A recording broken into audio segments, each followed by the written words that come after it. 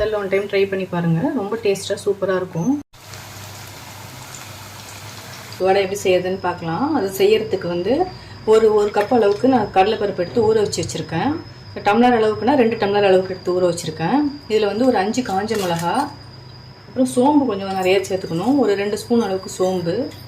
இது எல்லாத்தையும் சேர்த்து கொஞ்சம் உப்பு போட்டு, தேவையான அளவுக்கு உப்பு போட்டு நைஸாக பேஸ்ட்டாக அரைச்சி எடுத்துக்கணும். கொஞ்சம் குறைப்பாக, ரொம்ப நைஸாக அரைக்கக்கூடாது, கொஞ்சம் குறைப்பாக அரைச்சி எடுத்துக்கலாம். அரைச்சிட்டு பார்க்கலாம். இப்போ இந்த அளவுக்கு பேஸ்ட்டாக அரைச்சி எடுத்துக்கிட்டேன் நான். இந்த அளவுக்கு இருந்தால் போதும். ஒரு பருப்பு அப்படி தெரிகிற மாதிரி இருந்தால் தான் சாப்பிடும் போது நல்லா கிறிஸ்பியாக நல்லாயிருக்கும்.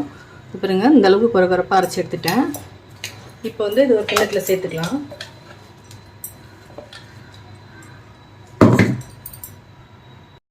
இப்போ இதுக்கு தேவையான பொருள் பார்த்துக்கலாம். 2 பெரிய வெங்காயம், கொஞ்சமாக கோஸ் அரிஞ்சு வச்சுருக்கேன், கருவேப்பிலை கொஞ்சம், ஒரு 5 பல் பூண்டு நல்லா தட்டி வச்சுருக்கேன், அரியக்கூடாது, இது மாதிரி நசுக்கி தோலோடய நசுக்கி வச்சுருக்கேன். இது எல்லாத்தையும் இந்த அரைச்ச பேஸ்ட்டோடு சேர்த்துக்கலாம். கோஸ் சேர்த்து செய்யும் போது டேஸ்ட் ரொம்ப நல்லாயிருக்கும். கையாலையும் நல்லா பிசைஞ்சு விட்டுக்கோங்க. அது நல்லா பிரிஞ்சு போகாமல் இருக்கும், நல்லாயிருக்கும் வடை. அப்போ தான் எண்ணெய் சூடாயிடுச்சு. இப்போ ஒரு வடையை தட்டிக்கலாம். இப்படி ஒரு பால் மாதிரி உருண்டி எடுத்துக்கோங்க.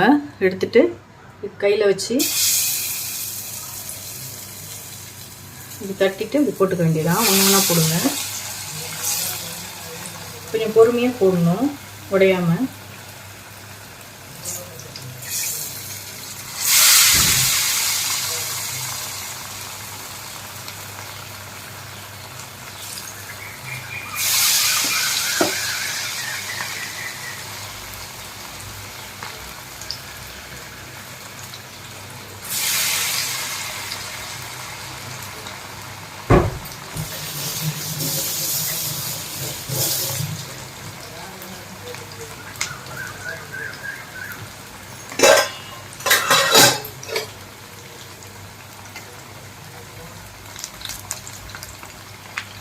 கொஞ்சம் வெந்ததுக்கு அப்புறமா பரட்டி விடுங்க. உடனே பரட்டி விட்டால் உடஞ்சிரும் வடை.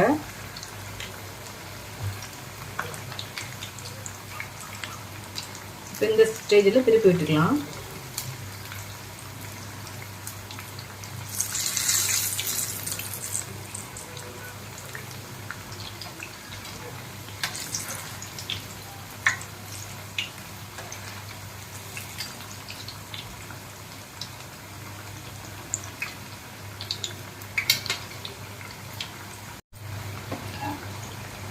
இந்த அளவுக்கு வெந்தோடனே எடுத்துக்கலாம். 2 சைடும் திருப்பி விட்டு நல்லா வேக வச்சு எடுத்துக்கோங்க.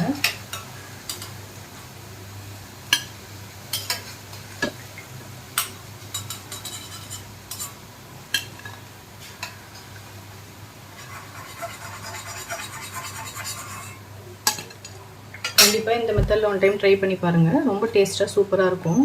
தேங்க்யூ. நம்ம சேனல் ஃபஸ்ட் டைம் பார்க்குறவங்க சப்ஸ்கிரைப் பண்ணி வச்சுக்கோங்க. Thank you friends.